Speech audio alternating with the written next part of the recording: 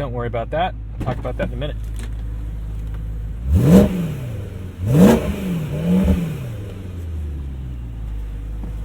Welcome back to Winding Road Magazine. Once again, we have one of my personal cars. This is my 2010 E92 M3. And it's got 86,000 miles on it now. It's been my daily driver, track car, winter car, all the things. It's been a really good workhorse. And Tire Rack hooked me up with these incredible Vredestein Windtrack Pros this season. And although it's been kind of a dull winter here in Massachusetts, I figured today's the day to get them out for you. We've also got a Corsa exhaust, and you can get a discount on these if you use discount code Tedward on the Corsa website. And one last plug, if you want one of these Tedward stickers, you can just go ahead and DM me on Instagram and I'll hook you up. But let's go take it out for a ride. We've got some inclement weather, and you know, I know a lot of folks don't really use their M3s in the winter.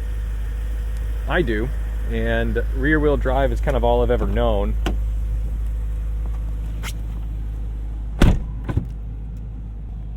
Typical problem on these cars, the butler basically stopped working on the driver's side.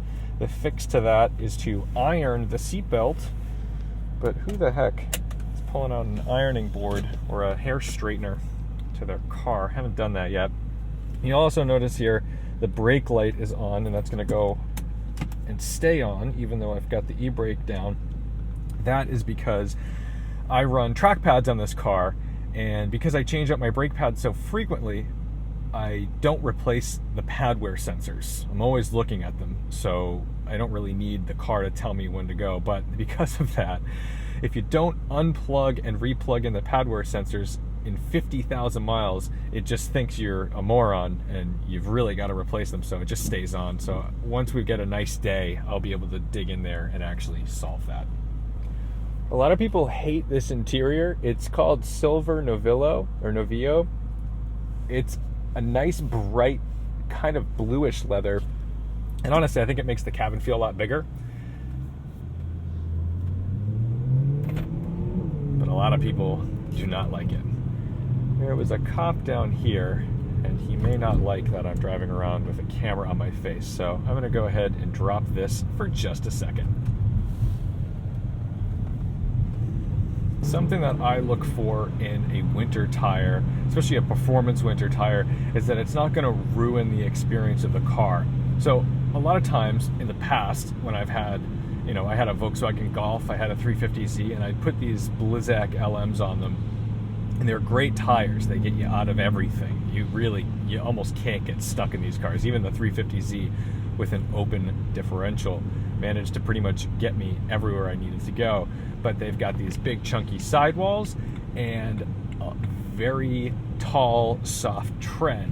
And that makes for a very unenjoyable driving experience. It feels like every input you make to the car takes time. So you put an input and there's a delay because you have to wait for the sidewall to squirm and the tread to squirm before anything happens. So in the past few years, there's been more and more options for winter performance tires, which allow you to really still enjoy your car as a performance car, even though you're still going to be sacrificing some traction and grip in, you know, dry pavement, while still being able to perform in the snow.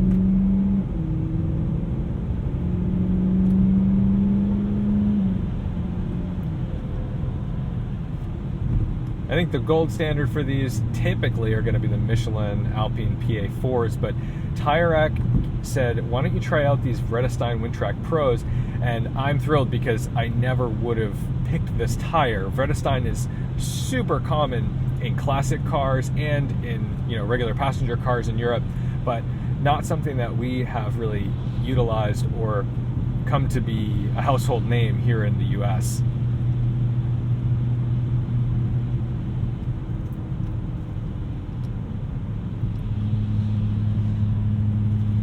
So we're starting to get up to temperature here with the oil temps. Always want to be cautious of those oil temps because you don't want to prematurely wear rod bearings in these E92 M3s. But it's pretty wet, it's 32 degrees.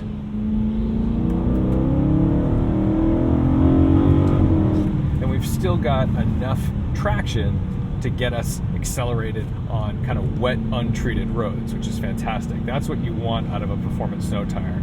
And you also want them to respond nicely.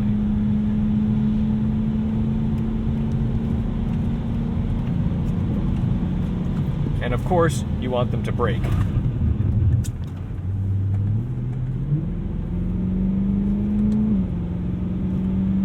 So when I initially got these tires, I was really happy with them because they were doing all the things I wanted my performance snow tire to do. They were keeping my M3 a sports car, and they were making sure that I wasn't getting stuck in the snow. Now, we haven't had that much snow this season, and a lot of folks would say, well, then why would you even bother going to a snow tire?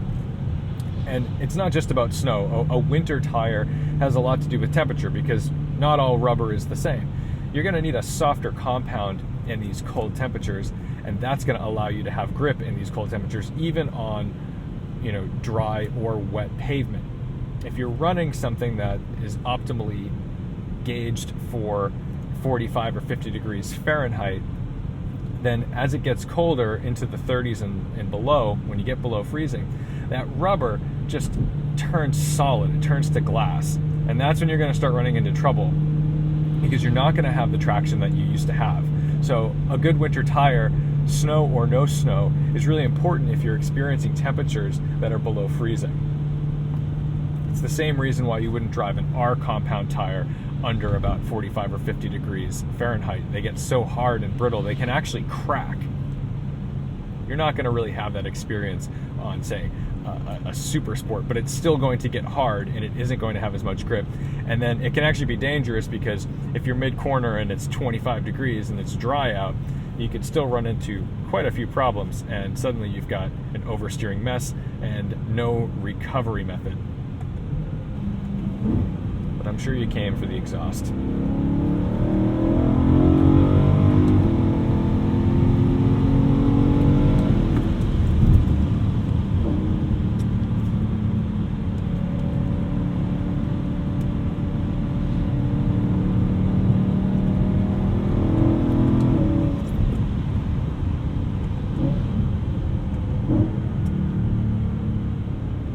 Say what you want about DCT, but it's still fun. I do like rolling my own gears.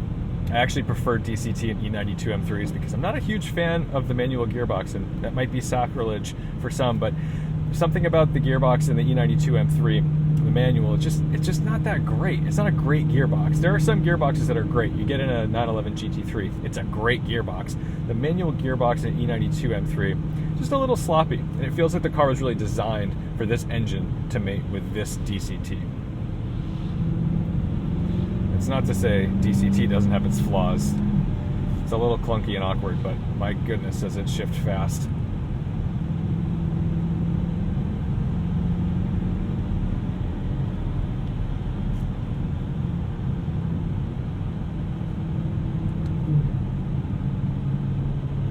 Seventh gear in the DCT is actually a 1-to-1 ratio, so when we get out to the highway, you're going to notice the car still revs up pretty high. This car is tuned. It was tuned by Bren Tuning in Upton, Massachusetts. Picked up about 30 horsepower and the same amount of torque. But that's not wild because unless you take off the primary cats, you're not gonna get the full potential out of this car. But I do want to keep it legal. It's my daily driver. I need to be able to keep a valid inspection sticker, and I don't want to have to feel pressure of having to code out some sort of light on the car. So I just went with the tune that I could go with the stock exhaust, other than my Corsa axle back, which sounds great. It doesn't really drone either, which is wonderful because, you know, I'm getting into my 30s now. I am not trying to join the Meatball Motor Club and get black flagged at these driving events on racetracks. And I also, because I put so many miles on this car on the highway, I cannot withstand drone. It's just going to drive me out of my mind. You know, I know some people love a straight piped exhaust, and they do sound good. They have their place. But if you're driving a car 10, 20,000 miles a year and you're doing it on the highway, you need to be on conference calls. It's going to drive you out of your mind.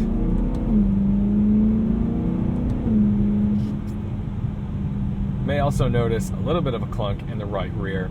That is because I took this up to a winter driving event, which I actually put on the channel a few weeks ago up in New Hampshire, and we did a rallycross. Now, I thought that was going to be a track event. I thought I was going to be driving the car on a racetrack. I didn't recognize that it was going to be on the grass. It was going to be in a field. So had to send it for the video, and did a little bit of damage to the car, but I'll take an end link. That's not a big deal. Already ordered new ones from FCP Euro.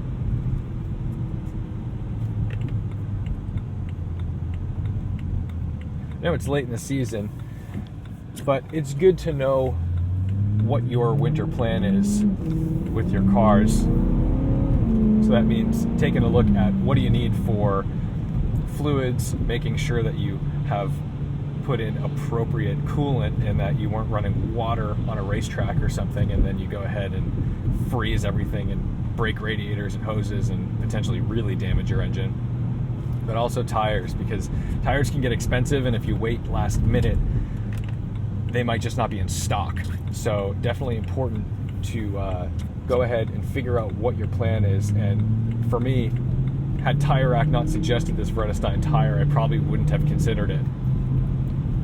Now it's kind of in my arsenal of reasonably priced rubber that does the trick. I'm very impressed.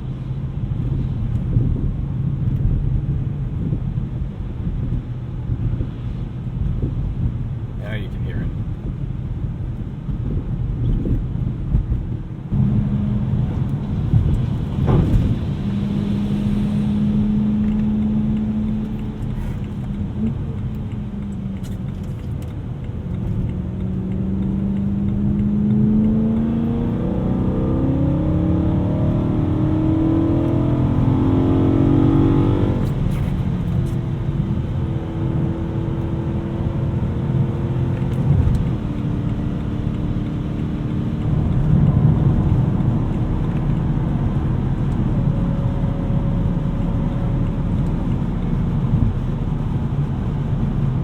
Something you notice back there is these tires do really well through standing water, which is something that's very important to me because it's very frightening when you're in bad inclement weather and you hit a puddle that you didn't know was there and suddenly you've got no control. Not a great feeling.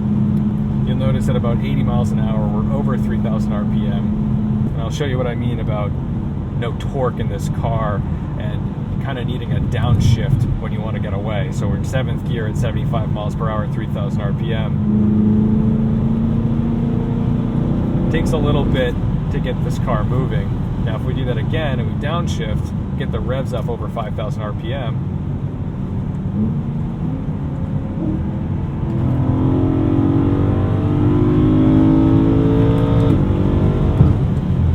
it really comes alive. Because it's kind of yucky out, I'm not going to go and redline the car and turn off traction control. We want to make sure that we're being safe. But it gives you an idea of how usable these can be and how a good set of winter tires isn't going to break loose on you when you need them to have traction.